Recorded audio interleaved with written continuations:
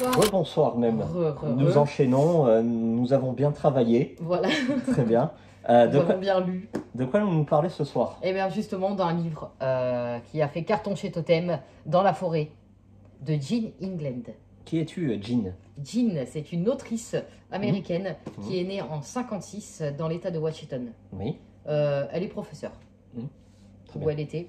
Elle est actuellement. Oui, je pense. En 96 est sorti ce roman-là, Carton, Carton planétaire. Et c'est toujours le cas chez Galmester.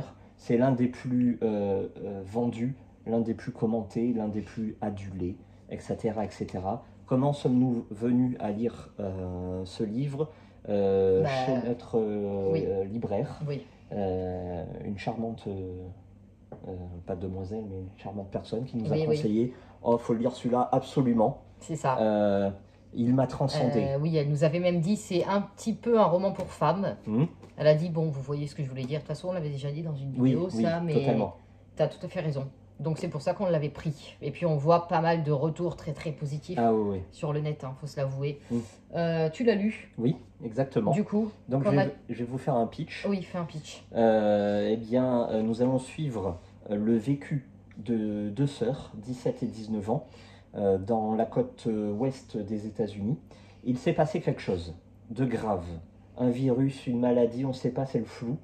Tant et si bien que, conséquence des vols, des violences, des meurtres, des viols, des pillages, etc., etc., la moitié de la population aux États-Unis est décédée. Voilà.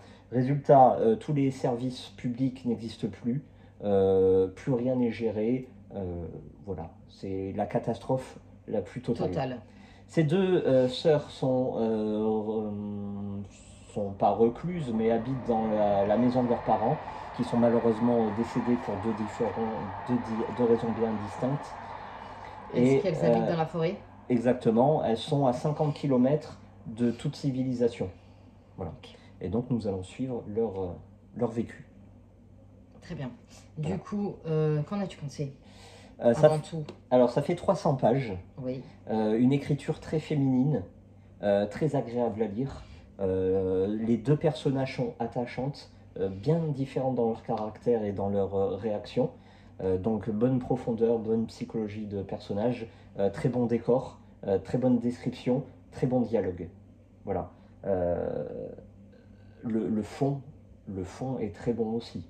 Y a-t-il une bonne intrigue? Malheureusement non. Voilà. Donc je commence à avoir un peu cette sensation que plus ça va, plus on a affaire à des livres comme ça, où en fait ça vend du livre, ça vend du rêve. Ça survole. Ouais. Là ça vend du rêve et au début, mais après donc en fait les deux sœurs vivent. Bonjour Cyril.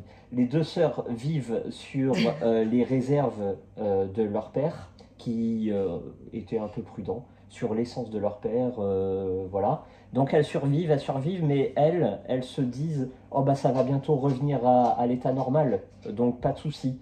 Donc il y en a une qui prépare toujours sa préparation de concours à Harvard, et la deuxième qui s'entraîne toujours à danser pour intégrer un grand ballet à San Francisco. Voilà. Très bien. Sauf que non, en fait, ça reviendra jamais. Voilà. Et arrivé aux 3/4 du bouquin, elles comprennent enfin que tiens, il y a des graines là, si on les fait pousser dans la terre, ça va pousser et ça va nous empêcher de mourir de faim.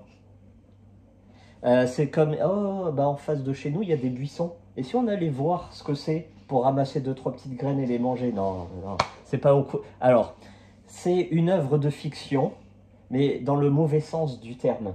C'est-à-dire que fiction, bon, c'est inventé, d'accord, mais on peut être inventé, imaginatif et être cohérent. Oui. Je sais pas, quand tu sais qu'il y a une fusillade à 50 km de chez toi, bon, tu te dis, oh, ça sent mauvais. Il n'y a plus d'électricité, il n'y a plus d'essence, il n'y a plus de service public, il n'y a plus d'école, plus de transport. Ça sent mauvais. On va peut-être faire des plantations pour mourir de faim. On n'attend pas la fin du bouquin pour le faire. Hein? Oui, donc, arrive un moment où évidemment il y a la gifle de réalité. Donc en fait, une gifle de réalité, c'est quoi? C'est en psychologie. C'est quand tu es dans ta bulle dans ta rêverie, bah, la réalité te rattrape et te met une grosse tarte dans la tête en lui disant bah non en fait là c'est faux, tout ce que tu fais c'est pas bon. Donc réveille-toi parce que sinon je vais t'en remettre une, oui. tu vois. Et c'est vraiment ce qui se passe. Et là la gifle elle est vraiment dure pour les bonjour série, pour les deux personnages. C'est vraiment violent. Et à partir de là elles comprennent que bah voilà faut s'y mettre sinon elles vont crever de faim. Donc on pourrait me rétorquer oui mais bon elles sont dans leur bulle et ça leur permet de mieux encaisser. De mieux encaisser et de continuer, parce que sinon, bah, si on est trop dans le réel, bah, on se tire une balle. Et ça, je peux à la limite le comprendre. Mais là où je comprends pas, c'est suite à la gifle de réalité, elles réagissent. Et quand tu t'es pris un coup et que ensuite, avec le temps, ça va mieux, bah, t'oublies les erreurs passées. Et à la fin, bah non. Elles repartent encore dans leur rêverie, dans leur oh bah la vie, ayons espoir, alors ça va se faire tout seul. Naïveté totale, donc c'est pour ça, moi arrivé à un moment, bon j'ai décroché, voilà, parce que la cohérence fait que voilà, t'es mis face à tes responsabilités, la vie te fait comprendre quelque chose, il faut apprendre des leçons, il faut réagir.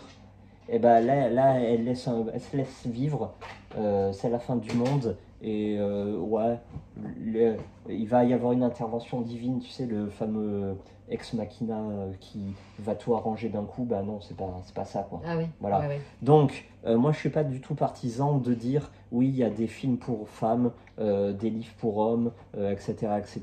Ouais, donc toi, ça t'a pas dérangé au final, ce féminisme? Et bah pour une fois, je vais dire oui. Ah.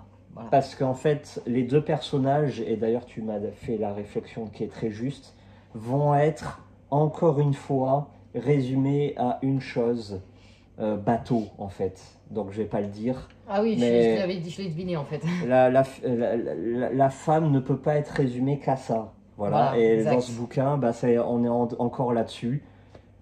Et tout tourne autour de ça. On avait... voilà. Ça, c'est un livre pour hommes, mais n'importe qui peut le lire. Oui. Ça, c'est un livre pour femmes, et je pense qu'il faut être une femme pour le lire. Voilà. Parce que moi, arrivé à un moment, j'ai décroché, j'étais plus dedans. Voilà. Mais malgré tout, je le répète, c'est très bien écrit, c'est très bien. Hein, le pitch est très bon, j'avais envie, je suis rentré, etc. Est-ce que tu conseilles? Ah, franchement, pour une femme... Et non, mais après, ça dépend de quelle femme. Hein. Voilà, et j'aime pas dire ça, hein, parce que je le répète, je suis pas partisan de ce postulat-là. Il n'y a pas des écritures pour hommes et des écritures pour femmes. Mais c'est peut-être moi. Mais moi, il se passe le quart de ça. Mais moi, je suis déjà dans The Last of Us, quoi. J'ai déjà créé une armada, quoi. On m'y prendra pas. Hein. Et en fait, là-dedans, elles ont en face, mais c'était tellement évident ce qui allait se passer. On se dit, ok, t'as 17 et 19 ans, mais faut arriver à un moment, faut danser, ça va pas te nourrir, quoi. Danser, ça va pas te protéger. Ah bon, c'est des ados au final, c'est pas des adultes. Donc c'est de la fiction, d'accord, mais c'est de la fiction non cohérente. Et ça, je trouve ça très dommage.